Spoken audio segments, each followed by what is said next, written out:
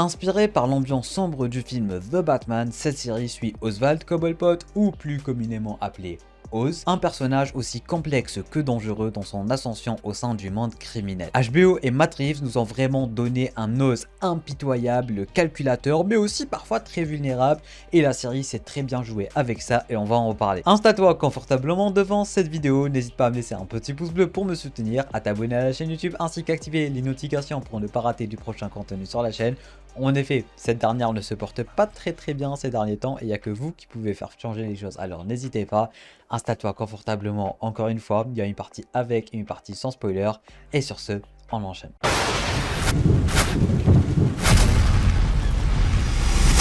Bon, dans un premier lieu, on va commencer par parler de la série The Penguin dans un point de vue 100% sans spoiler.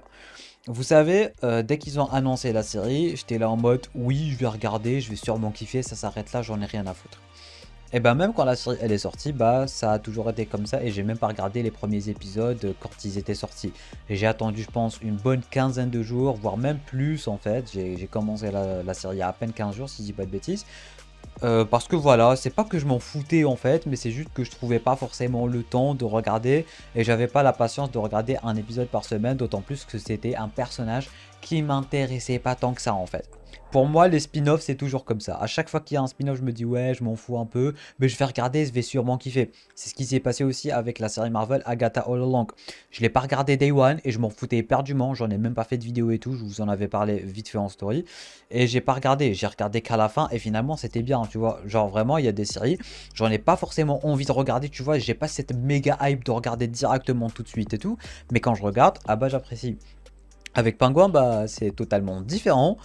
Parce que quand j'ai regardé, j'ai pris une claque tellement monumentale que j'avais le seum de ne pas avoir commencé à regarder plus tôt. Parce que oui, mesdames, mesdemoiselles, messieurs, cette série est vraiment, et je pèse mes mots, un petit chef-d'œuvre. C'est super bien travaillé. T'as pas l'impression de regarder une série. Ils ont réussi à travailler un truc que je respecte énormément, c'est tout simplement le fait qu'on a toujours l'impression qu'on soit dans l'univers de Matt Reeves en fait. Et ça, c'est beau. Ça, c'est vraiment stylé de leur part. C'est bien beau tout ça de nous promettre une série spin-off dans l'univers de Matt Reeves, mais ça aurait été très difficile de tenir ses promesses en fait. Parce que rappelons-le, mais l'univers de Matt Reeves est un univers très bien confectionné quand même, en termes de cinématographie, en termes d'image, en termes de narration, en termes de background des personnages et j'en passe. L'univers de Matt Reeves est vraiment super bien fourni.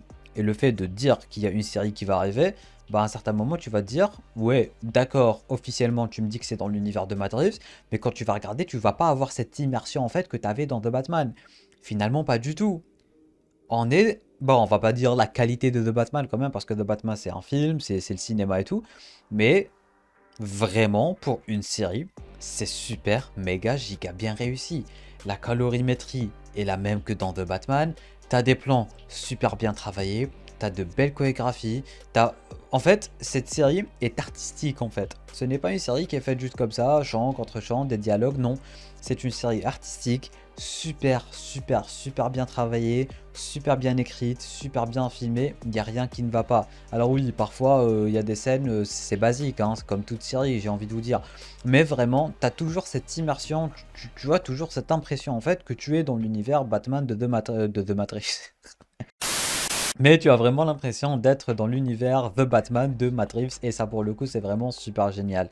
Le personnage de Oswald Cobblepot, ou du moins de Oz, est un personnage à la fois attachant mais à la fois désagréable. On nous avait promis qu'à la fin du tout dernier épisode on allait tous détester le personnage et c'est le cas. On déteste tous les personnages et on attend tous The Batman 2 pour le voir se faire éclater la tronche par Batman. Ah bah oui, mesdames, mesdemoiselles, messieurs, on va reparler dans la partie avec spoiler, mais on attend tous de Batman 2 pour voir ce bon vieux Oz se faire laminer par Batman et je vais prendre un plaisir fou et monstre à voir ça parce que je lui pardonnerai jamais ce qu'il a fait. On en reparlera. Bon, en parlant de Batman, ne vous inquiétez pas, c'est pas un spoil, mais il fout quoi Batman tout au long de la série? On est littéralement devant une série de gangs de Gotham, l'ascension du pingouin. Ça balance des cadavres dans tous les sens, ça part dans tous les sens. La famille Maroni, la famille Falcon, la famille Gigante, ça part dans tous les sens. Qu'est-ce qu'il fout, Batman?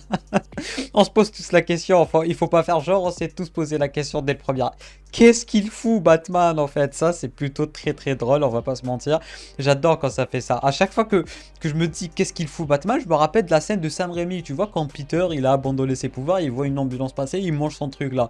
Je me dis que, que Batman de Robert Pattinson, il est comme ça. Il voit tout ce qui se passe dans Gotham et c'est super drôle, n'empêche. Bref, comme j'étais en train de dire, la série Penguin, vraiment, c'est une série incroyable. On suit un développement incroyable du personnage de Oz, l'ascension de Oz vers le pingouin, le grand parrain de Gotham qu'on connaît tous, le personnage emblématique de DC Comics. Et en fait, d'un côté, comme j'étais en train de le dire, on s'attache au personnage parce que tu comprends d'où il vient, comment il est en train de faire ceci, comment il est en train de faire cela. Mais d'un autre côté, tu as toujours envie de lui donner une baffe.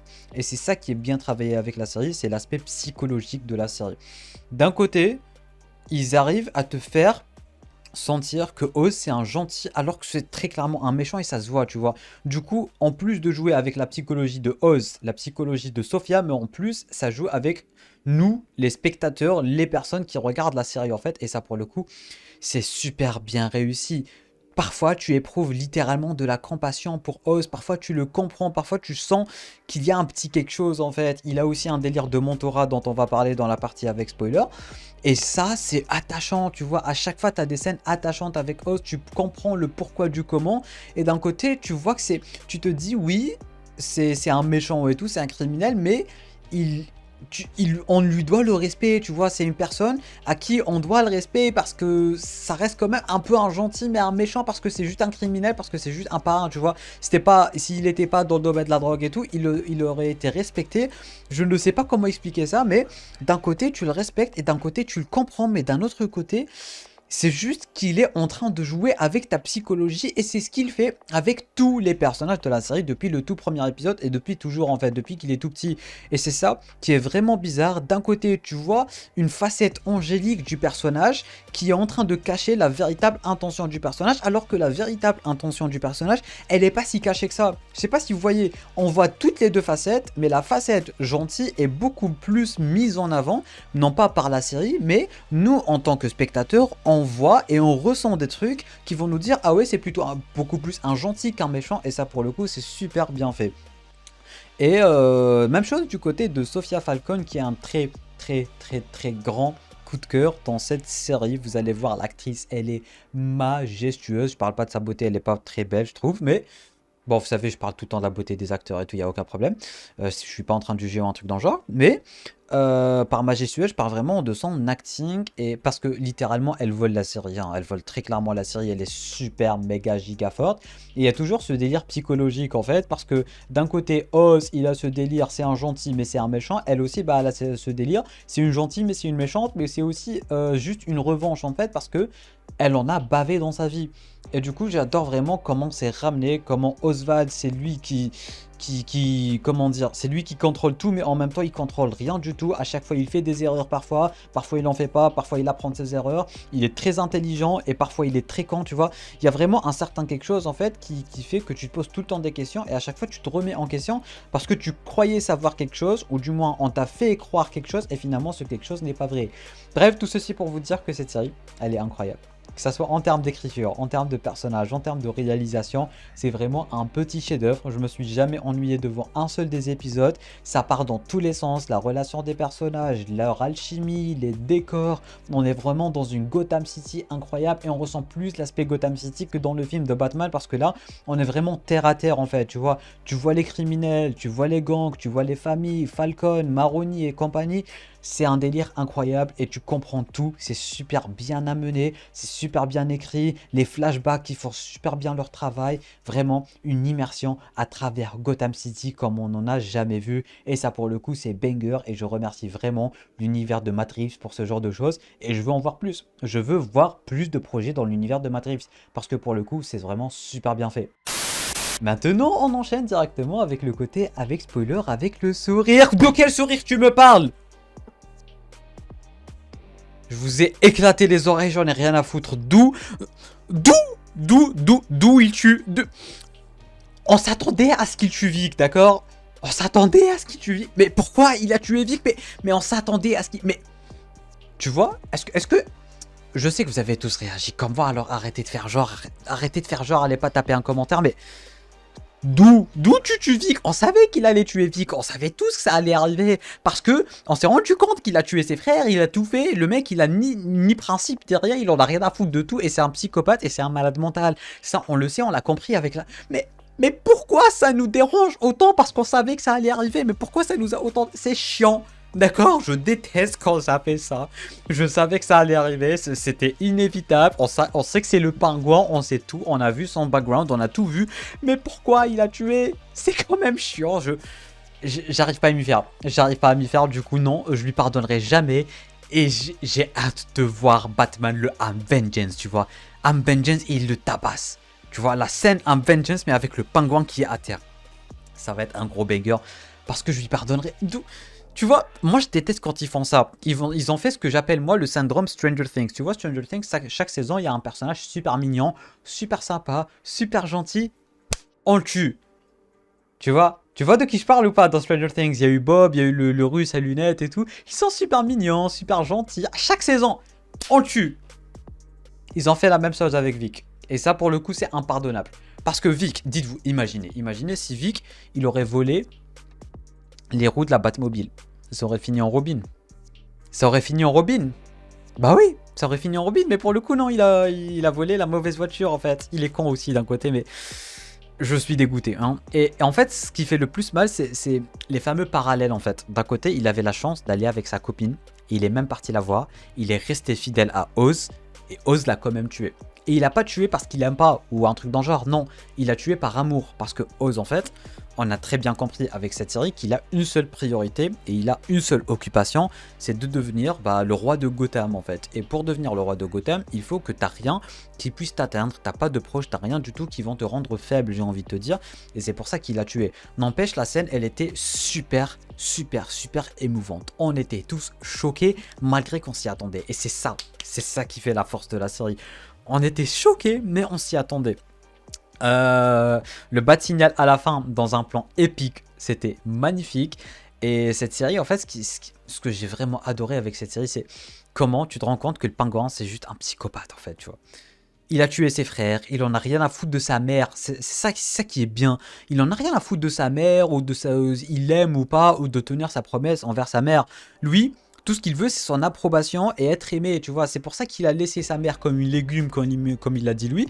Et c'est super drôle, hein, super drôle comment il parle, parce que il a pas, comment dire, il a pas un certain vocabulaire en fait. Quand il parle au médecin, ma mère c'est un légume, t'as dit, même avec Batman, dans The Batman et tout.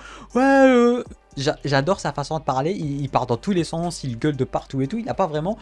Oups. Ouais, en même temps il m'a énervé avec Vic. Bref, grâce à cette série, on se rend vraiment compte que The Penguin, en fait, ou le pingouin, ou Oz, on l'appelle comme on veut, c'est vraiment un personnage psychologiquement très clairement instable. On croyait que tout ce qu'il voulait, voilà, c'est la fame, c'est de devenir le roi de Gotham et tout.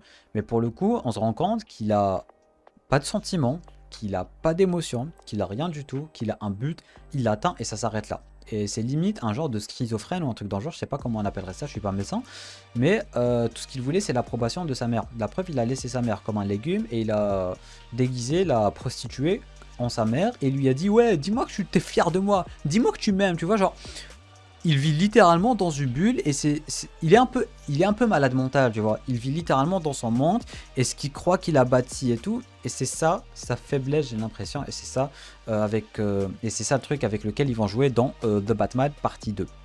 Bref, du côté de The Penguin, psychologie et tout, c'est bon, on en a parlé. Maintenant, on va parler de l'autre personnage qui joue énormément sur la psychologie, qui est Sophia Falcone.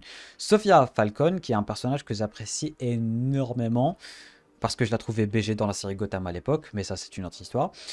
Mais pour le coup, avec cette série, pourquoi je l'apprécie autant? Parce que tu comprends le personnage. Au début, on t'a ramené le personnage comme étant le tueur au pendu, ou du moins la tueuse au pendu. Et du coup, toi, tu disais, ok, c'est une psychopathe, c'est une Falcone, c'est une méchante. Mais non, c'est pas le cas, parce que ce n'est pas une méchante, parce qu'elle a rien fait, parce que c'est une gentille en fait. Elle en a juste bavé dans la vie, juste parce que son père c'est Falcone, tout comme Selina Kyle. Et d'ailleurs, Selina Kyle a envoyé une lettre à Sophia à la fin. J'espère qu'on aura une série Catwoman. Ça serait très cool. Mais bon, ça c'est une autre histoire. Sophia Falcone, c'est un personnage qui a rien fait, qui a rien demandé. Elle est juste tombée dans la mauvaise famille avec le mauvais père.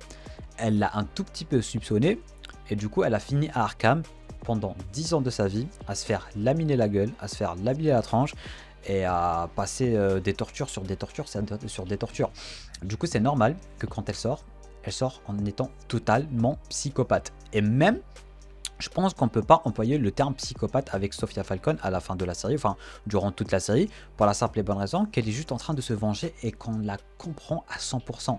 En fait, elle a rien demandé, c'est juste qu'elle est tombée sur la mauvaise famille, sur le mauvais père, et c'est son père qui lui a tout fait.